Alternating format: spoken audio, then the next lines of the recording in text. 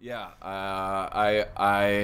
well, I take in my special mating season on Netflix is, I guess, it's wading in the waters a little bit of evolutionary psychology and biology, and there's like some animal mating behavior and kind of how it reflects on us, but in a very, I wanted to do it in a very easy to understand, very simple kind of goofy Right. way, and so it's still very silly. No, I love it. It's like it's hilarious. It's like I don't know if I could say like Carl Sagan-ish, like that, like the ideas of Carl Sagan meets like Gary Larson or something like that. It's just like very very funny, and I just thought it was great. Thank you.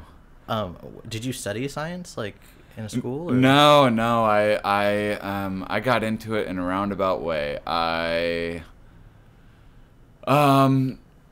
You want the long version? I can Yeah, give you let's the go long for it. version, I We got guess.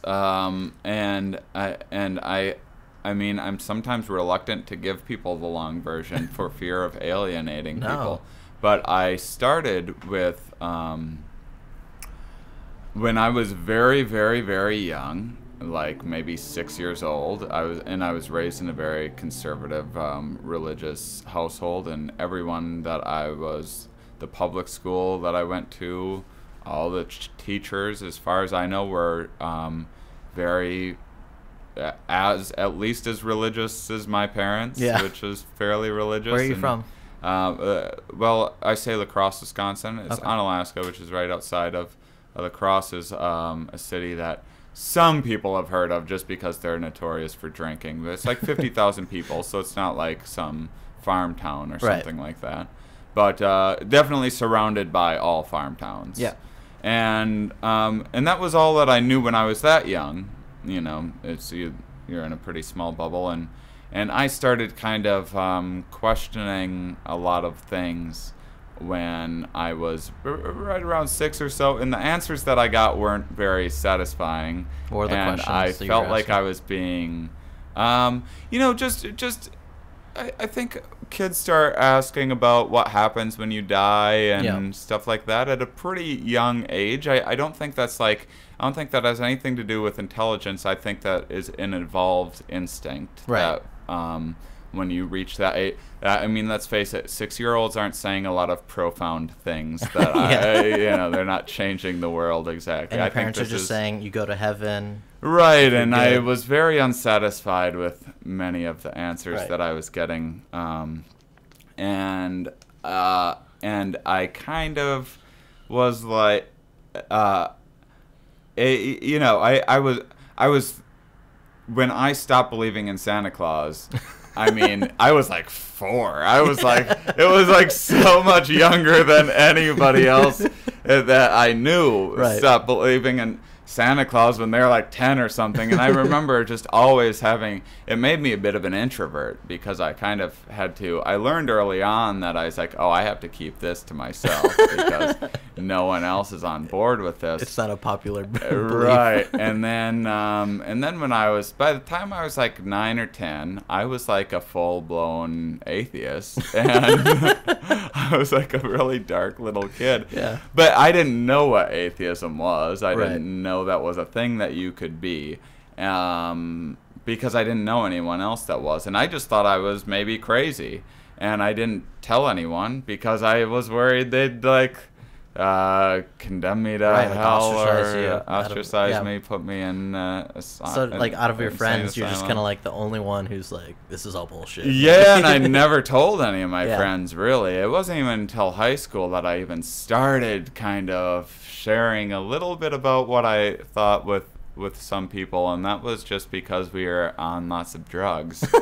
And Those always help. It seems. right, and so it actually really made my life rather difficult psychologically for a while, and like middle school and stuff, which I already was dealing with the stuff of like getting picked on some and all of that, and already dealing with a lot of the self-esteem issues that the majority of people in grade 5 to 8 go through anyway, Right. and beyond. Yeah. and on top of that, thinking that maybe I was a crazy person, and once I found out that there were other people that didn't believe, and this was like a legitimate kind of belief system. Atheism isn't.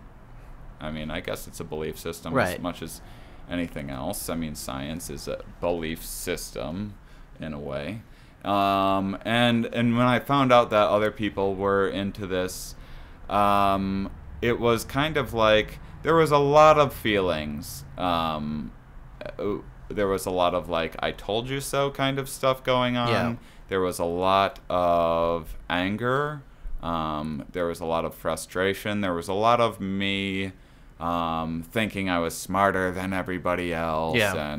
And that came at the same time as high school, which just kind of biologically is a time when a lot of people are angsty and Right. angry and not agreeing with their parents and everything else. And so how that how that natural kind of these things that everyone goes through, I kind of pinned a lot on kind of religion Right. at the time. And then I became an adult and I got more interested in. I mean, I never paid attention in science class or anything at all. I was very good at math, but I never.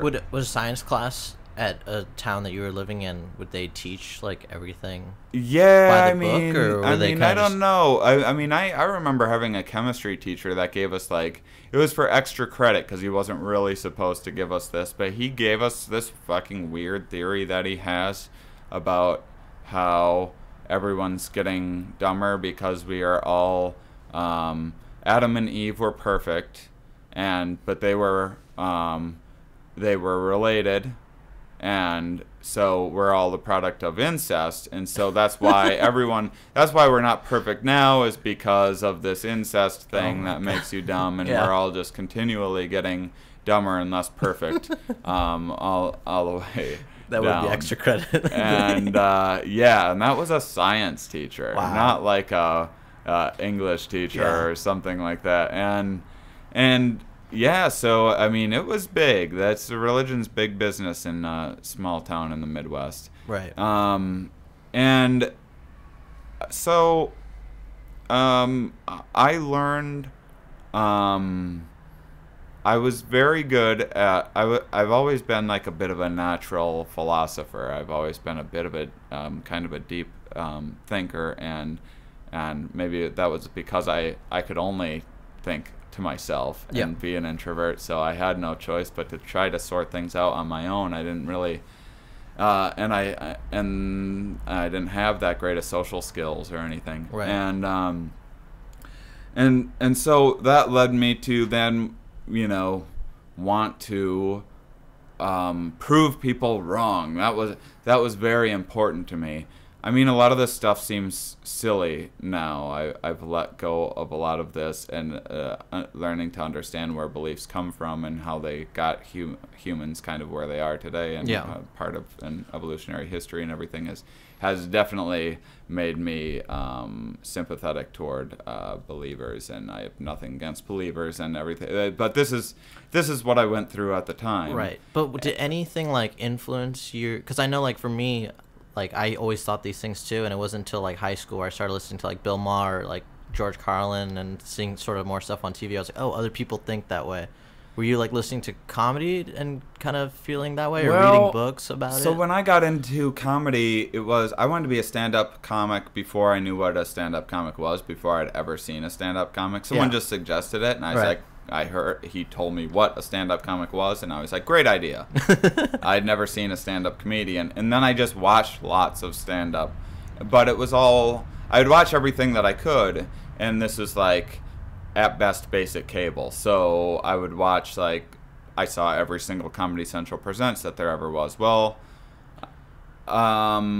even on Comedy Central and those sort of things back then, that was a view that was not well represented. I feel like you would catch some senses of it, but I mean, atheism and skepticism and the popularization of science, I think, have came a long ways in the last 15 or 20 years or Right. so.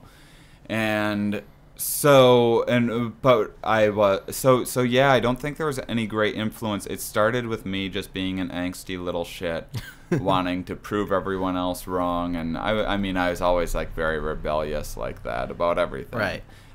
Family get-togethers, they'd be rooting for football, the Packers, and I'd root for whoever was beating the Packers. Just against the grain. Yeah, I was always like that, and so, which isn't necessarily right or correct. Right. It's just me being a dick. Yeah. Sometimes, and so through wanting to prove people wrong, it was a lot of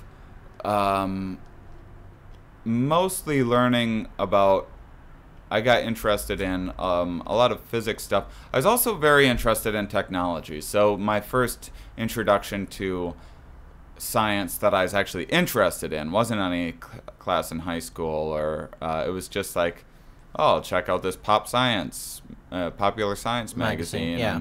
and see what new toys that I might want to buy one day, Right. and then happening to reading some other articles and being a little bit interested in some of that other stuff, and getting into physics and a little more, and transhumanism. I was interested in transhumanism, the idea of advancing humanity through technology.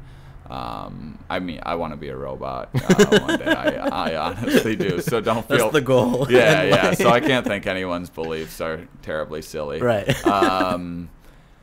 And so that led me into. I mean, I remember when I first started trying to introduce some of this stuff into my comedy, is when I really started sitting down and really doing some research and really putting in some hours reading.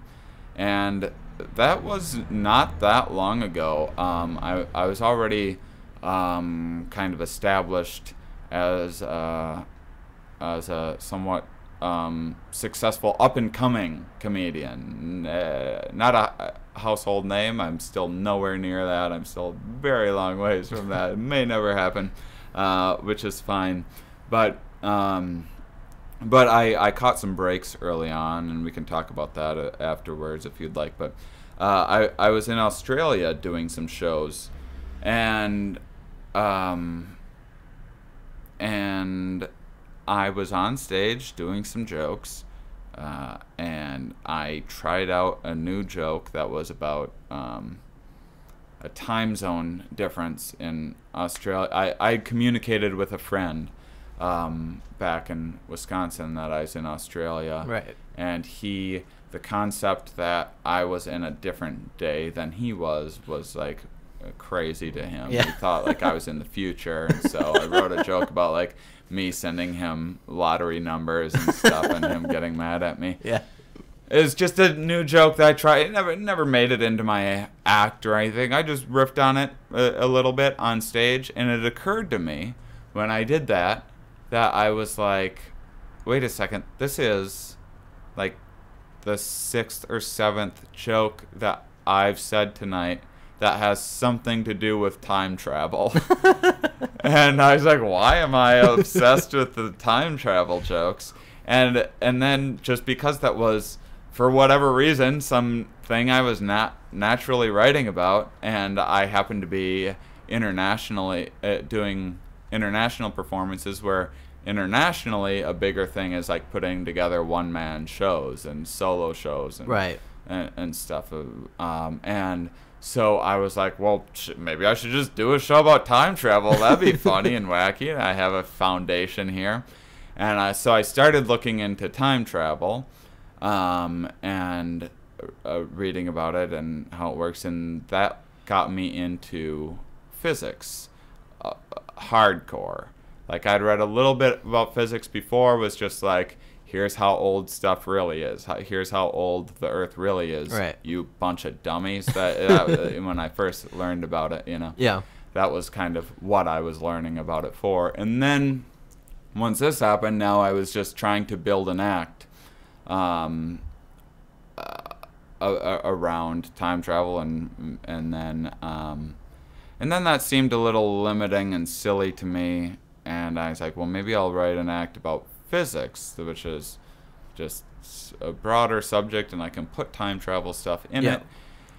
And all of my physics jokes ended up being, the ones that would work all ended up being like dick jokes. And I left unsatisfied and probably not putting enough work into it and everything else. And how I got interested in like evolutionary psychology and biology, which is what the mating season special is about. That was a drink of coffee that I just took. Was a few years ago, I was in. It's actually remarkable how much I've learned in the last couple of years, 2 or 3 years, because it really changed my life. But I'm kind of obsessed now. But I was in a new relationship. I had just moved here where we're recording. We're in a place in Malibu with my new girlfriend. We're actually broken up now, but we're still friends, and that's why I'm here for a week. And at my old place and now ex-girlfriend's place. It's a little strange, but it's a beautiful place. Yeah, it's pretty awesome. It was sad to give up,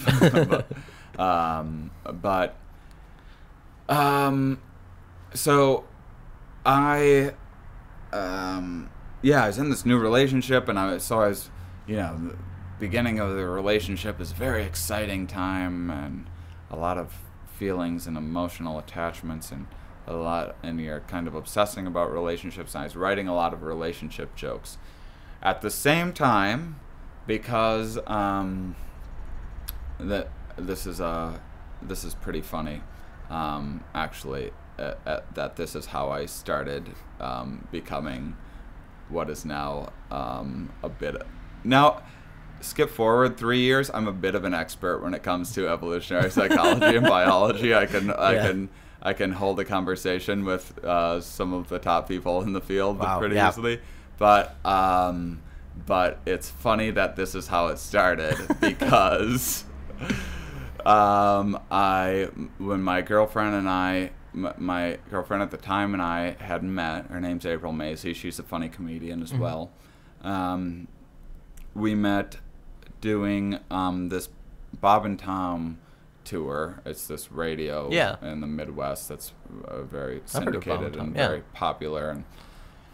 And we were on a bus together for a couple weeks, and one day I got some mushrooms, and there's gonna be like 4 of us. We're gonna take mushrooms, right? And then one person's like, "Oh, I can't," and another person's like, "Oh, I can't tonight," and so it ended up just being April and I taking mushrooms, and it was her first time taking mushrooms, and we were in Salt Lake City and rocking around, and we were having a blast. And then we went back to the bus, and we were just like tripping balls, and we were just friends at the time. Yeah. And so I turned on some Animal Planet, and we watched like some jellyfish, which is one of the better things you can watch while hallucinating. And that was like when we first started kind of connecting. We didn't like actually hook up for another week or 2, but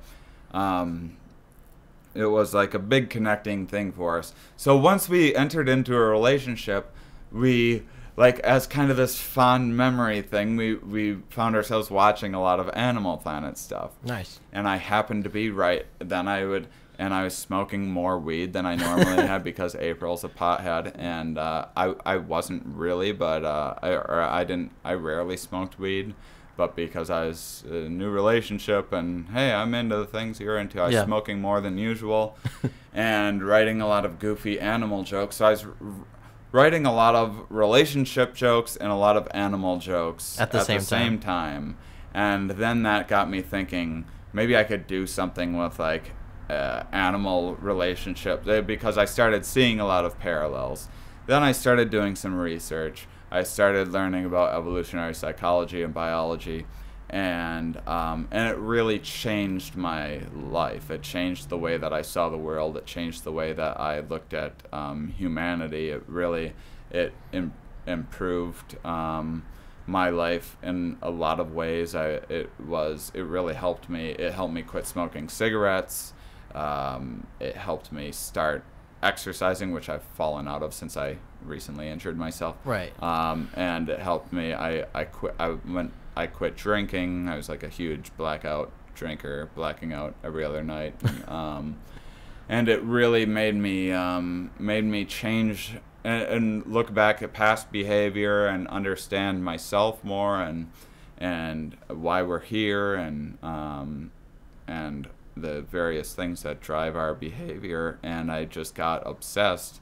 And that's what led me into writing Mating Season, which Mating Season's rather silly because it was like the first jokes that I was writing when I first started learning about this stuff. Like, the act that I'm doing now live is a bit more sophisticated, a bit darker, and some really big ideas. Yeah. And I've figured out ways of explaining them. And I've just gotten better at explaining science to a room full of drunk people, which has taken me a few years to figure out. But yeah, so that's how that's awesome, the long story. Yeah. No, that's awesome, because, and you mentioned like there's a lot of parallels in between the relationship jokes that you wrote and the stuff you're watching on like Nat Geo.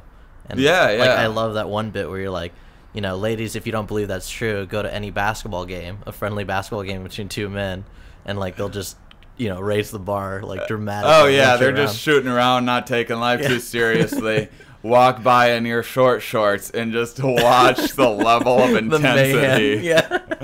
It's so true. Yeah, immediately. That's a great, and it, you know, it correlates and it relays it back to the audience like brilliantly. I think that's really And so the new stuff is much more like really intense. Like, are you doing like black holes and like crazy? No, I got out of physics. Okay. I mean, I'm still interested in physics. I think physics is a fun thing to think about. Yeah. I don't think physics can really, at least for me, and maybe because it was so long ago that I learned about physics, and it seems a little bit like, well, you know, everyone knows this stuff now.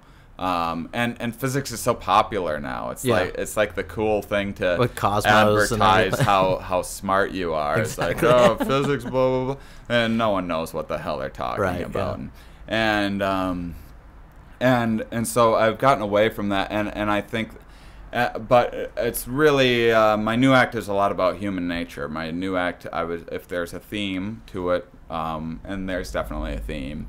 It's kind of about the adaptive function of our negative emotions. It's a lot of kind of debunking this positivity movement that and these self-help gurus that like all you have to do is just smile all day long every day, and then your life will just work out the way that you want it to. Right. And don't ever feel bad about yourself. You know, don't ever experience negative emotions. And my act is a lot of where those negative emotions come from, how they evolved, and how they help us direct ourselves to make decisions. If I would have had a better fear of heights, I wouldn't have jumped off of a cliff while hiking and broken both of my feet earlier this summer. Yeah, God. And stuff like that. So that's totally true, because like I always feel like any sort of mistake I've made in my life or any sort of negative thing that's ever happened, after analyzing it and like looking at it, I've never made that mistake again, or at least tried not to. Like, you get better at whatever you're trying to do. Right.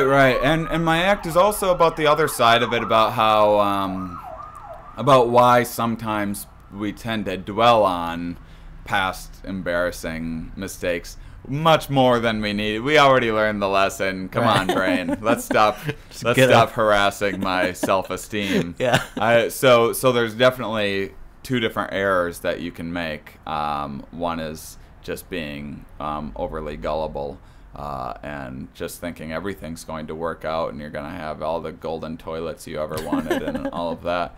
And then the other is it can also be delusional to believe that life is this miserable thing and there's no point to anything, and everyone's an asshole, and you're a piece of shit, and that can be just as delusional as. It's humbling to like read all about all this right scientific.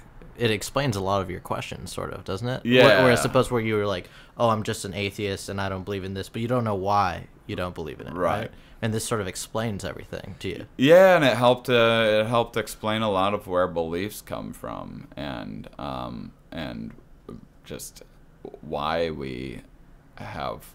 I mean, a lot of times beliefs and hope and faith are things that motivate us to get out there and work harder and yeah, it's true. do all of that stuff. And so there's a lot of much deeper things than that too, but there's a lot of evolutionary foundations for why we have these kind of subjective ideas that we sometimes mistakenly view as objective realities. And it's hard to mix the two up. Yeah. It's hard to keep the two apart. How do you, like...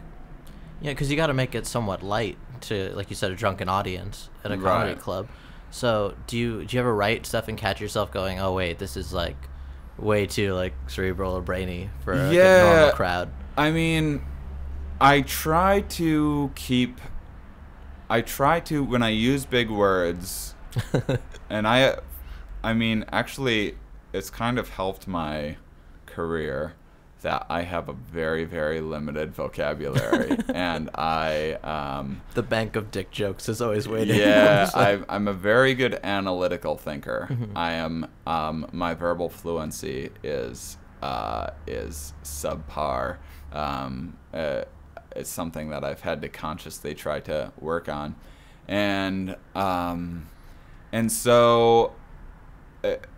If I catch myself using words that most people would only know if they were reading like evolutionary psychology kind of stuff, yeah, even if they aren't necessarily big words, but words that are only in that jargon, right? I think, is this helping move the joke along, or am I just trying to be showy and advertise my intelligence, and is that going to make me come off like a dick? And so there's things like that. There's also, I mean, I try to, part of the reason why I didn't do this stuff sooner is because I didn't give audiences enough credit, and I didn't think that if I was in Dallas, Texas, and doing some like Hyenas comedy nightclub, which is where I'm going back to in October.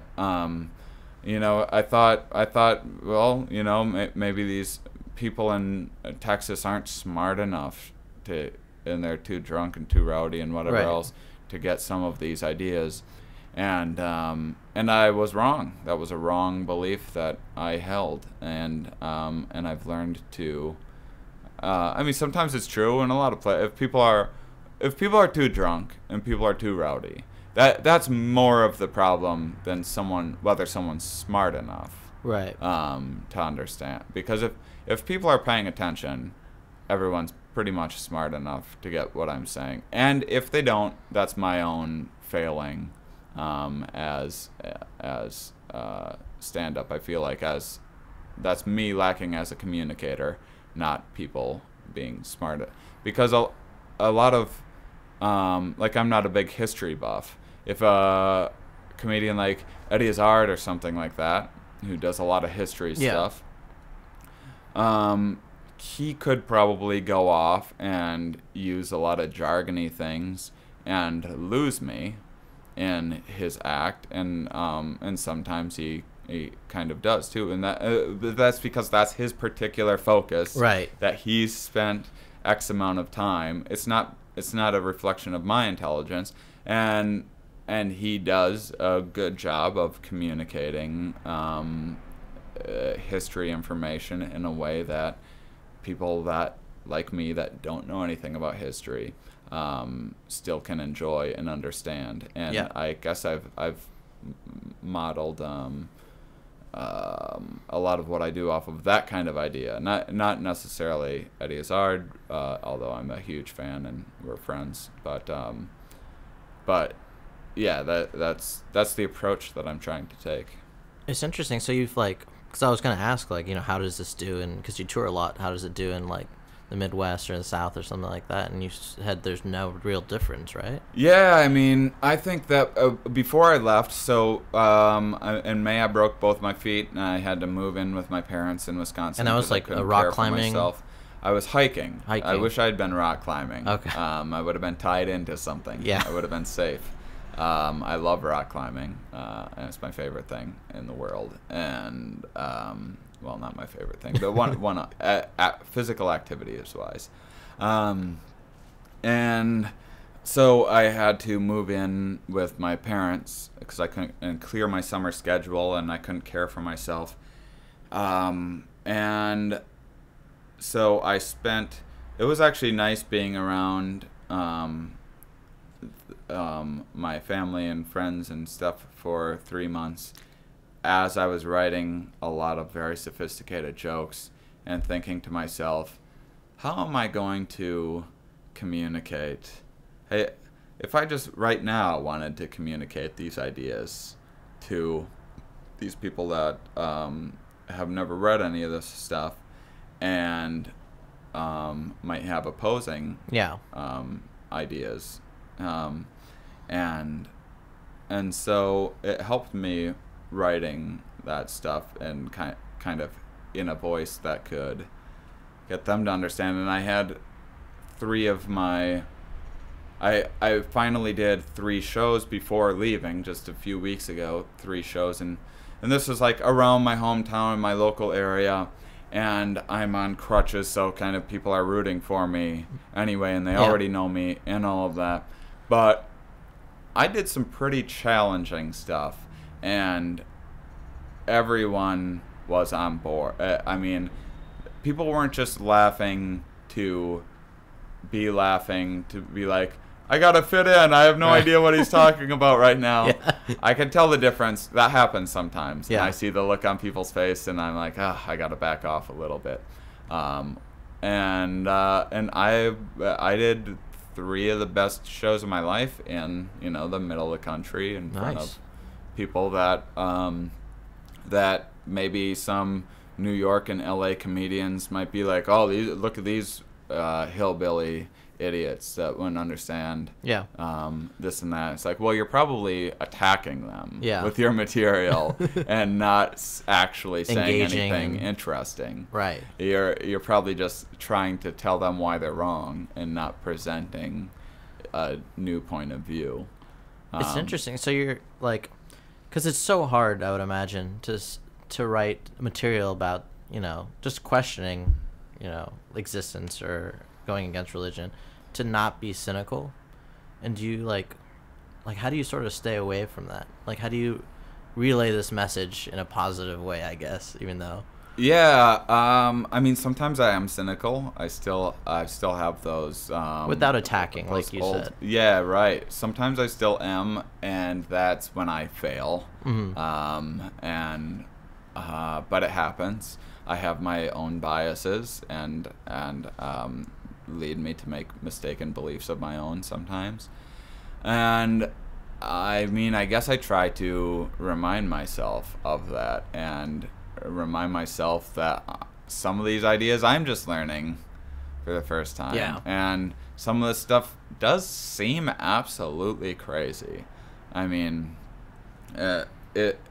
it's I could talk about like sperm competition and like crazy penises and that insects have that do like these insane things, and to look at that and understand how and why they evolved would seem completely asinine to anyone without any kind of a background of that stuff. So right.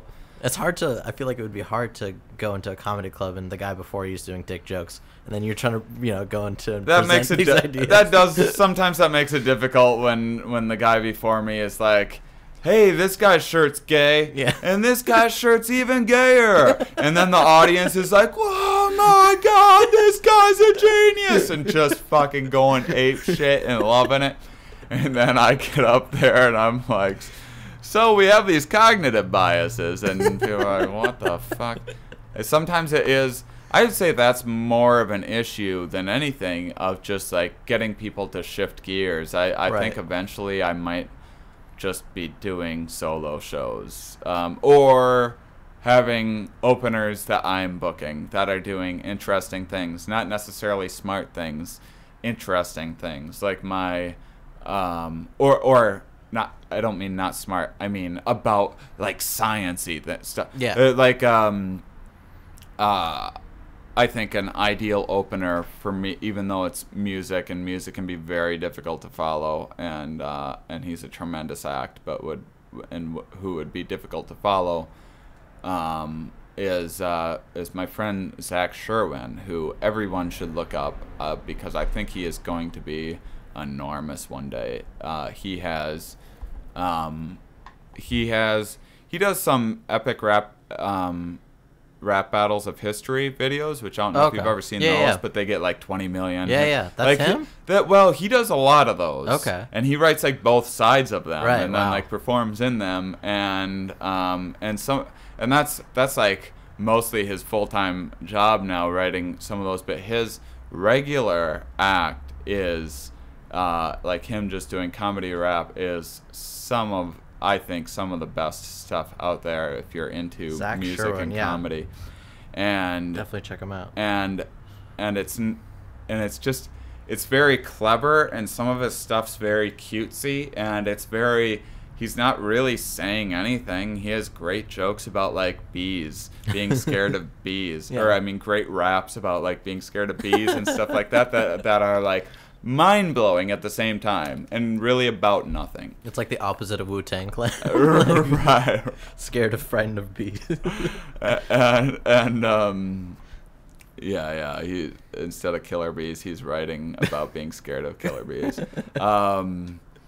And someone like that for an opener would be awesome. Like someone that's not doing a bunch of hacky stuff, and someone that the audience isn't expecting me to be like that. Right. So they're ready to shift gears would be great. Sometimes people aren't ready to shift gears once there's been X amount of time. Well, where do you perform at usually, like around LA? Would you hit the store more often, or First off, I don't do much in LA. I'm Okay. mostly a hermit when I'm here. I do the Comedy and Magic clubs some here and there when I'm through town, Yeah. and then I do some of the indie venues, mostly the indie venues. Okay. I'm reluctant. I do the Comedy and Magic Club because it was kind of set up for me, and I didn't have to work or do anything, and they're just great with working for me. Yeah. I'm not going to go back and break into these comedy clubs and like have to like prove myself and do these auditions Right. and do like fuck off. I just don't care that much about your club. Like, it's not Go that wait big in of a line deal and to everything. me. Yeah. I did the. I once was at a club and had to like audition at like 4 p.m. I didn't know what I was walking into, or I just wouldn't have done it. Yeah. For like a bunch of other people that were auditioning for spots at this club. That's the worst. And yeah. I'm like, well, I'm sorry, I'm not doing that. It's not that I'm too good or believe that I should be on your stage. Maybe I'm not a great fit for your club. Right. Maybe you have a billion acts better than me, and so book those people. What I'm not going to do is fucking humiliate myself and be treated with such disrespect. And I expect the same level of appreciation that I have I appreciate working at the Comedy and Magic Club, and I think I feel appreciated. Yeah, I mean, Mike Lacey loves comedy. Yeah. But like that, to what you mentioned, like I tried to do the Comedy Store like 5 weeks in a row. Yeah. And you wait in line out of like 60 people on a Monday night. Like that many people are just waiting. Oh yeah. And then they pick 15 at random Yeah, in yeah. quotes, and they all have like somebody in on the inside, I think you were just like putting them on the lineup. But it's like you're performing in front of other people who wanted your time slot. Yeah, so I'd they're say not fuck gonna that. laugh anyways.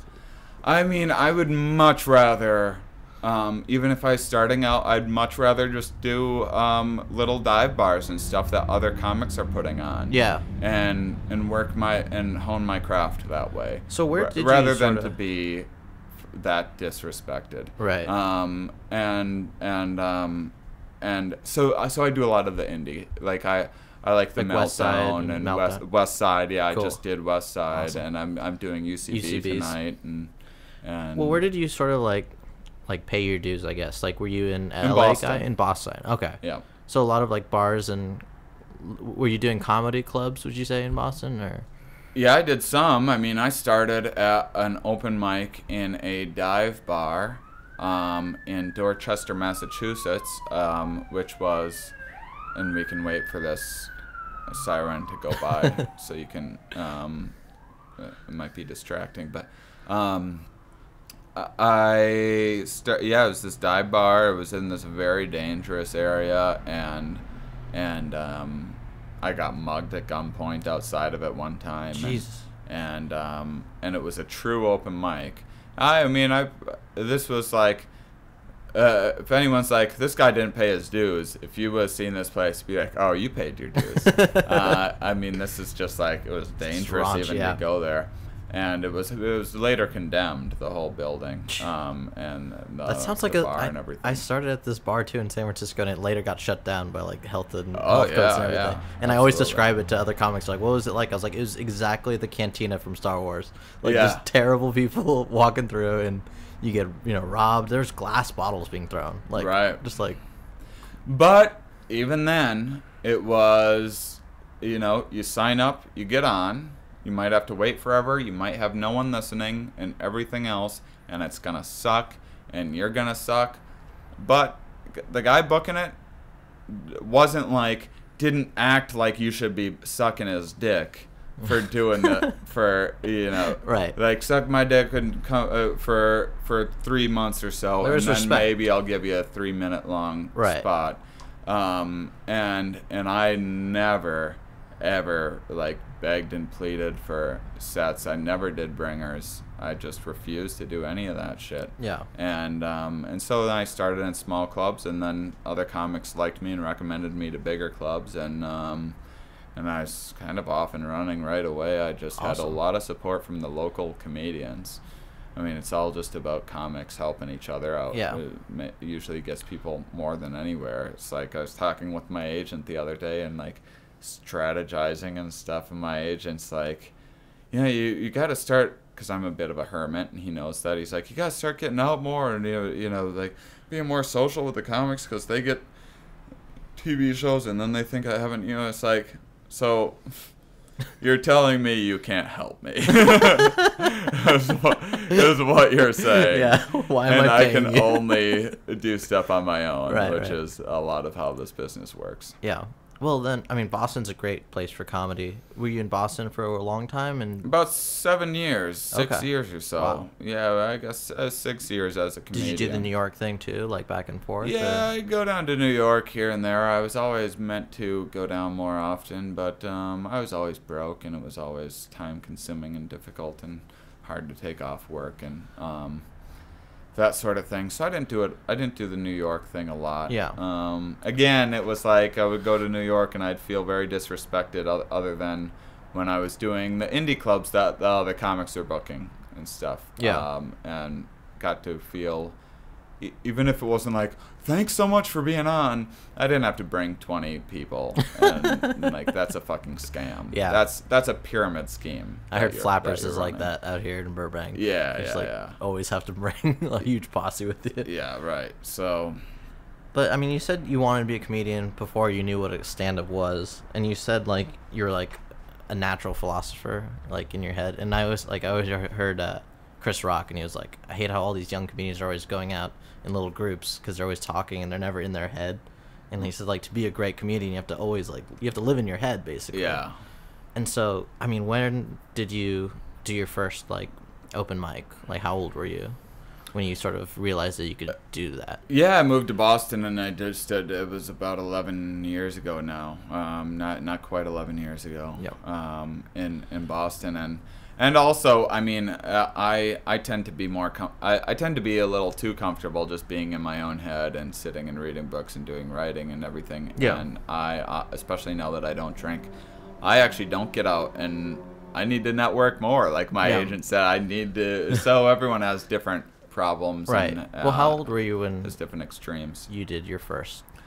So I would have been. It was just before my 24th birthday. 24th birthday? Okay. Yeah. Cool. So, and then took me about 3 years to catch a big break. Did you have your voice like pretty much set right away, or were you still Yeah, experimenting with stuff? I had my voice at the time figured out within a couple months. Wow. That's so My fast. voice has changed. Yeah. My personality has changed. I've changed as a person. But I did have my voice at the time, and that's a lot of comics are like, oh, it takes so long to like find your voice. It's like, well, hopefully you're growing as a human being throughout life, and maybe your voice does change a bit. Right. And some people might be disappointed with that I'm not this same one-liner drinking joke guy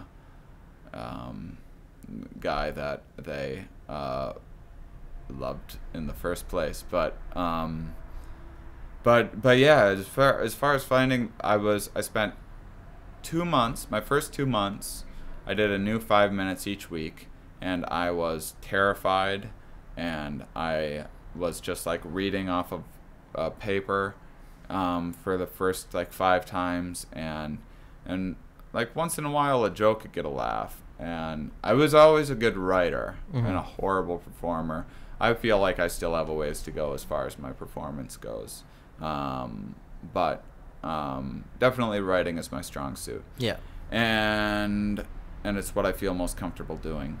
But I think that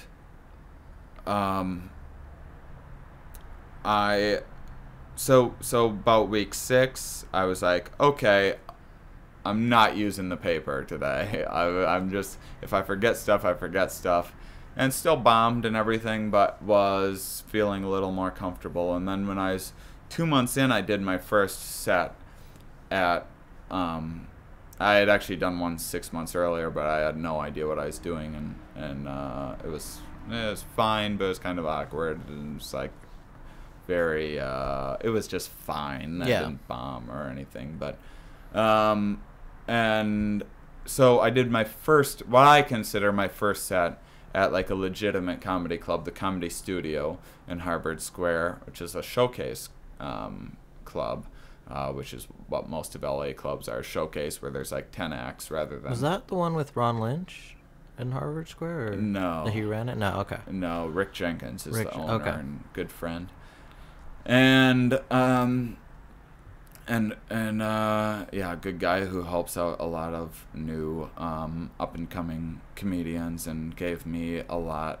He gave me a lot of wonderful guidance and a little bit of tough love here and there too, which was necessary and helped shape me and as a comic, and yeah, just a good dude with a good club and a real passion for comedy, and appreciates young performers, and so 2 months in, I was in a comedy class at the time. It was actually the teacher's open mic that I had been going to. Yeah. And the graduation show was back at this Comedy Studio, which is like the hot hip club in Boston. Right. If you want to check out a live show in Boston, go to the Comedy Studio. It might not always be good, but it's always interesting. And it's the place in Boston where you're most likely to see magic happen on stage, and also most likely to feel very uncomfortable sometimes. But that's one of the great things about the place. I went there. I had like the set of the night, and there was like some other more seasoned comedians and stuff on, and I just had a fantastic set. And the local comics were like, "Whoa, that was awesome! Will you do that at this other club?" And Nice. and I was really off and running right away, and I was never terribly comfortable on stage in the beginning. Hell, sometimes I'm still not, but 2 months is I like, had my voice. that's very quick. I had my timing down. Yeah. Really, really well. I had a really great delivery. When things went wrong, they went really wrong. And when like I didn't know how to deal with hecklers and that sort of thing, and which unfortunately is a thing that you do sort of have to learn after time. Hopefully one day that will be the case, that we don't have to learn how to deal with hecklers, because it's should be an unnecessary skill. It's not like actors that are doing movies have to learn how to deal with people yelling at them during their performance, and if they did, their performance would suffer for it. But anyhow. Then you said 3 years and you caught your first big break? Yep. What was that? Was it like a TV spot or? About 2 years in, I was in the Boston Comedy Festival. Oh, wow. And I made it to the finals. And That's amazing. Yeah, and then some HBO people saw me, invited me to the HBO Aspen Comedy Arts Festival in 2007. It was the last year that it was happening. Well, they didn't know that at the time, but it was the biggest festival in the country. It was a very big deal. All the industry people were there, and TV people, and scouting new talent, and all of that. And the new people were like, it was like John Mulaney, Kyle Kinane, Ian Begg. Wow. I mean, monsters. That's crazy. Like really, really great people. Was Matt Bronger, I believe. Did you come up with all of these guys, like when you're? I mean, I didn't know that. It was like my first time meeting them was there. That's so cool. And I won an award for best stand-up Oh my gosh. comic against Congrats. all these Wow. people that are like absolutely amazing, and they're now doing so much better than I am and deserve to be. They're all fantastic acts and fantastic people, at least of those people that I named. And I mean, Ian Bagg, Kyle Kinane, like those guys are yeah. monsters on stage. Yeah. And But you beat all of them. That's awesome. yeah, I beat Mulaney. He now has his own show. I know, yeah. That's like billboards all over after writing on SNL for X number of years, and like already being like doing awesome. He has his own show, and here I am, like basically living out of my car. And that's not to say that I'm bitter. That's to say how funny this career can be. I'm super happy for those guys. Yeah. And I think they are just better than I am. And this was, I was only 2.5 years in. Some of these guys had been at it for 10 years or so already, like Dan Mintz and people like that. And so the Conan people were there. They saw me. I got an agent and manager that were there, and I mean, I had my pick of so many agents and managers, and I didn't know who was who or anything. Were you on the original late night Conan? Yeah. Cool. Yeah. So that was my first TV spot. It was just like probably a week before my 3rd-year anniversary of doing stand-up. Wow. Yeah. That's amazing. Yeah, and then they had me back and back again, and I've done it 5 times now, and so that kind of launched my career as a full-time comedian. Very cool. Yeah. And what was like your last like real job, I guess, if you had to say, before you're full-time comedian? Yeah, my last real job was I was a temp laborer. I did a lot of construction work and factory work, and I, as I was getting closer to becoming full-time as a stand-up, I did a lot of temp work as a construction worker, and I was working out at the site. And this story is going to seem a little long, and I promise you there is a epic payoff at the end.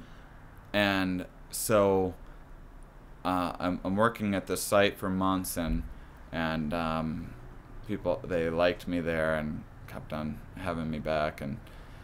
And there were these security guys around that I got to know and knew I was a comic, and I goof around with them a little bit, and I was like, man, these guys don't do anything all day long. And so I asked them for a job, and they were like, sure, you can do security instead. I'm like, that's fantastic.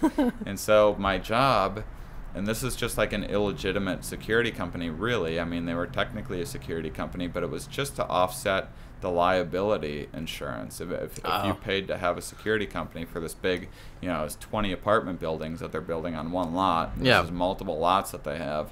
So they pay just the minimum they can, cheapest security company they can find. Then they actually save money on like liability insurance. So it was basically like they didn't give me a uniform or anything. They were just like, sit here in your car, don't do anything, don't say anything to anybody, and you're like technically a security person that's on the premises, and that's all that you're there for. They give you like a gun or anything? No, nothing. So what were you supposed to do if anything? Nothing. Call the real police. Just call the real. They didn't even just sit there. Like, it was just for liability purposes. It was just it was a joke of a job. It was just one of those bureaucracy things. That's awesome. So you get to write jokes, like. And so I just sat and write jokes. Sometimes I would just I'd pick the overnight shift, and then I'd just go off and do comedy spots around, and then just go back there, and I'd be there in the morning, and it was awesome. So I was doing this, and then I got the call to do Conan. And so the site that I was doing quote-unquote security at was an old insane asylum that they had torn down most of it and were redoing it and turning it into these apartment buildings. And so this was like, there was like a documentary made about this place because it's supposed to be haunted, and all these teenagers would always go up there drinking and stuff. And so this is a popular underage drinking hangout. And so that was part of what security was supposed to do too, was like keep these underage drinkers out of there. Yeah. And so anyway, the night that I was on Conan, some teenagers snuck into this area through these fences and were probably drinking and whatever else. And they turned on the gas on a few of the unfinished buildings, and they blew up 2 buildings. Oh my god. And they, 2 big apartment buildings that were like 50 units each or something. Oh my god. And the buildings around it were all like the side, the windows got blown out, the siding had melted, everything else on all it collapsed. And they exploded. Like, these buildings exploded. And were the kids hurt? I mean, they ceased to be. No, I don't know how they did it, but I don't think they were. And then there's like a fire it's up on a hill, and so like a police driving by sees these fires. He's dispatching, the fire department and everything else, and driving up there with his lights on, gets up to the top, gets up to the gate, and the security guy is sleeping in his car with like all these fires and stuff going on behind him. Then they looked into that security company, decided they weren't very legitimate, didn't have some of their paperwork, and so then that was no longer a company, and I no longer had a job, and I found myself having just done Conan and looking for a new job, and I was just like, fuck it, I'm just going to be a comedian. I'll just try to make it work, and I'll just be poor for a while and get some credit cards. And that's how I became a full-time comedian. Awesome. Yeah. So 2 buildings were completely blown up. Yeah. That's the defining moment, I guess, where you realize it. That's awesome. As my career was exploding. Just launched you into the next part. That's so cool. So, I mean, that was your first Conan, right? Yep. Were you nervous, or were you a little bit? I was excited. I mean, I was pretty confident when I got out there, did a set. And by now it's your 5th time. So the last time you were on, it was just like super relaxed. And... yeah, for the most part. I don't know. The first one I was almost more comfortable than anything because I was just on such a ride of like everything was just going great for me. Yeah. And I was like, well, I guess this is how my life's gonna be. Whereas now I understand the reality of it is that I have to nail it every time, and yeah, you know, and so there's almost more pressure now than there was back then. But yeah, it was a good does thing. Conan like recognize you? Do you guys like talk or hang out? Yeah. He's a good guy. He's a cool guy. Yeah. Yeah. I was always wondering because like he's great because he always brings comics on, and like that's like one of the only late night spots like him and Jimmy Fallon that do like stand up regularly. Yeah. But I was always curious because he never doesn't do it. He never really did stand up, like, so I was always wondering like his, view, I guess. Yeah, I don't know. Comics. I don't know where he stands on why he likes stand up so much, but I think it's he usually tells me that it's just like it's nice for him to have stand-ups on, especially over guests that he sometimes has like more serious guests on too. Yeah. Like the last time I was on, he had some guy that wrote some history book on, and it's just like what he's interested in. So it was nice to have a stand-up come out and nail it and not have to worry about making laughs himself and all of that. So. Well, to go back to transitions, is it hard to go on, do a crowd after some guy's been talking about like history book or something like that? Because you don't really have. I don't know. There's a commercial break and everything. Yeah. It's a weird situation. There's people watching. Is the crowd ready? Kind of. The audience isn't ready for a stand-up comic because they're like hoping there's a band there and they're there to see like. They're looking at the monitors and they're not even looking at you. They're often like looking at the production. They're all just up, yeah. And looking at the cameras and that sort of thing and fascinated by that and more interested in Conan and everything else and looking at his desk and seeing what he's laughing at and making sure it's okay and so yeah, it's a weird detached kind of a feeling, but it's fun. That's awesome. Yeah, I loved your last set you did on Conan. I thought that was really great. Oh, thanks. And I don't know, I've even heard like your earlier stuff, and you're really just transitioning a lot and evolving as a comic, and I think that's so cool. And I never really thought about it until now, and you're totally right. Like, why would you want one voice for your like a 20-year career? Like, it's kind of weird. Yeah, to still talk as if you were like 20 years old or whatever. So like, part of me is like, do you have like, do your fans grow with you, I guess, as my question, or do you like, how do you? I hope so. I don't know. I don't get to talk to my fans about it, and it's weird because as a comedian, in a way, you have to be selfish because you can't make predictions. I don't know who's listening to this podcast right now. Yeah. I don't know that. Oh, hey, April. We're just wrapping up. Hello. I don't know who's listening. I don't know what exactly they're going to find interesting and funny, and I don't know, So the best that I can do is just talk about things that I think are funny and interesting. Yeah, very cool. Well, thank you so much for talking to me today. I had a great time. Absolutely. Thanks you very much, having me on your show. Good luck with everything. Thank you. And nice to meet you.